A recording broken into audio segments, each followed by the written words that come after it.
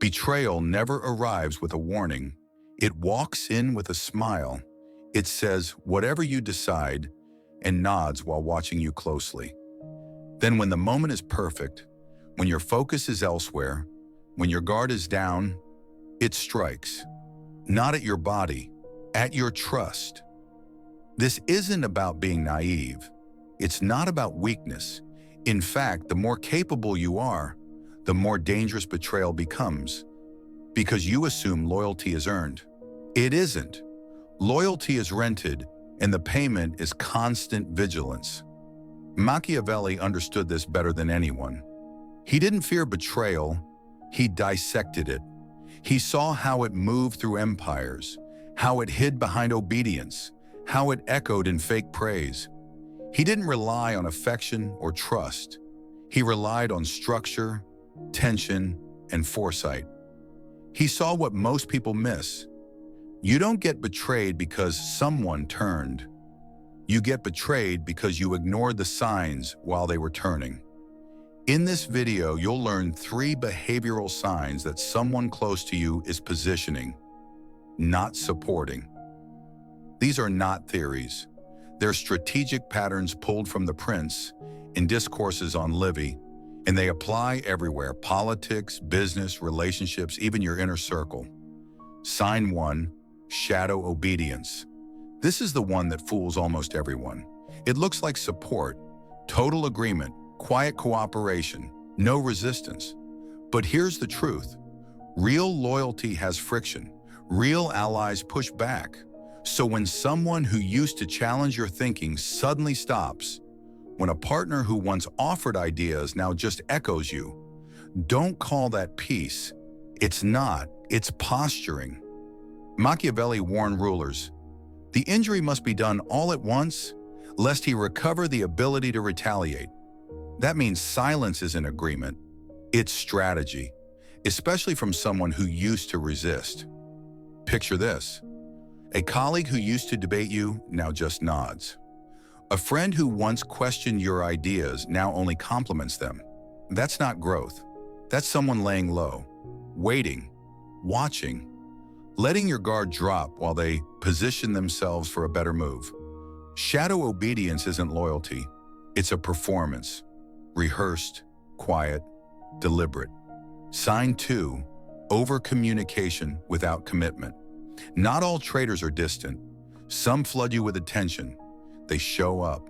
They overpraise. They text you constantly. Stay close. Stay involved. But you'll notice something subtle. They never actually commit to anything real. Machiavelli saw this clearly. He wrote, "Men are less careful how they offend one who makes himself loved than one who makes himself feared." That means people can love you and still betray you the moment it benefits them. So how do they keep their position without exposing their intentions? Simple. They speak a lot but say nothing. They align verbally but stay vague in action. You'll hear constant reassurance. You're doing great. Whatever you need, I've got your back. But the second you ask for a real risk, a real stake, they dodge, delay, deflect. These people aren't here to support you. They're here to observe. This shows up in every environment. The employee who flatters but never takes initiative. The friend who praises your goals but disappears when it's time to build. The co-founder who checks in daily but avoids hard conversations.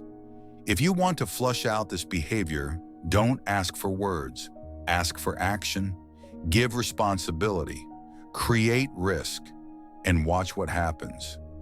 If they vanish when the pressure rises, they were never with you. They were studying you. Sign 3, misaligned evolution. This is the most subtle and most dangerous in kind of betrayal. It doesn't look like conflict. It looks like ambition. It's when someone close to you starts growing rapidly. They're building, they're energized, they're making moves, but none of it includes you. At first it feels exciting. You cheer them on. But slowly their language changes. Their tone shifts. We becomes me. Ours becomes mine. Machiavelli wrote about this constantly. How alliances rot not from arguments, but from quiet divergence. Two people once moving in sync slowly drift apart, not because they hate each other, but because their visions no longer match, and no one speaks up. The betrayal doesn't come in one moment. It comes in the 1,000 moments where they stop sharing. You can detect this. Look closely. Are they still integrating you into their future? Are their goals aligned with yours? Do they still explain their direction? Or do they just inform you after the fact? That's not independence. That's departure in slow motion. And Machiavelli would say, by the time someone tells you they're out, they've already been gone. So what do you do when you see these signs? You don't confront, you don't accuse, you don't panic. You restructure, you shift their position in your world. Quietly, strategically, you limit their access, you remove their influence, you split their responsibilities. You don't make a scene, you erase their power without a sound. Because here's the Machiavellian truth. Power is not about force, it's about design. You don't stop betrayal by begging for loyalty. You stop betrayal by making it a bad investment. And if you do this right, when they finally try to move against you, they'll realize they no longer have a move. Now here's where people make their biggest mistake. They think spotting betrayal means they've won. But Machiavelli would say, you haven't won anything until the betrayer has been made irrelevant. Because the real threat isn't the betrayal itself.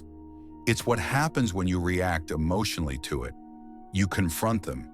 You call them out. You ask, why would you do this? But now they know. You've seen them. And they adjust. They cover their tracks. They change their rhythm. You gave them a warning, and they'll never give you that opening again. Machiavelli's advice? Never confront betrayal directly. Trap it structurally. You don't need an argument. You need a reconfiguration. You limit what they can touch. You isolate their impact. You replace their role, not with punishment, but with precision. You don't push them out. You shrink their room until there's nowhere left to stand. That's what he called a preemptive purge. No violence, no spectacle, just a complete collapse of their access to influence. Because once a person has proven they're no longer aligned, the worst thing you can do is keep them close and hope they change. They won't. They'll adapt, camouflage, try again. So instead of reacting emotionally, you react architecturally. You rotate people. You split key decisions. You stop giving them full visibility.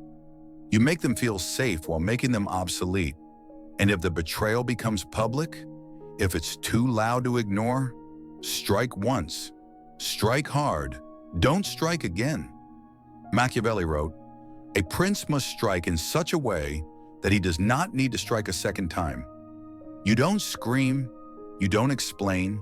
You remove cleanly, calmly, without giving them a story to weaponize. You end it so precisely others watching will think twice before trying the same. That's how power speaks, not through threats, through finality. Now let's talk about something no one wants to admit. Good intentions do not protect you from betrayal. You can be kind, loyal, generous. You can give someone everything, time, access, trust, and they'll still leave you the second the math changes. Machiavelli didn't hate people. He just understood them. He wrote, "Men are ungrateful, fickle, false, cowardly, covetous. As long as you do them good, they are yours. But when danger comes, they turn against you." You don't need to be paranoid, but you do need to be honest about incentives. Is this person loyal because it's convenient, because they benefit, because you're winning? Or are they loyal when it costs them? That's the real test. Loyalty that's never been tested is just proximity. So what do?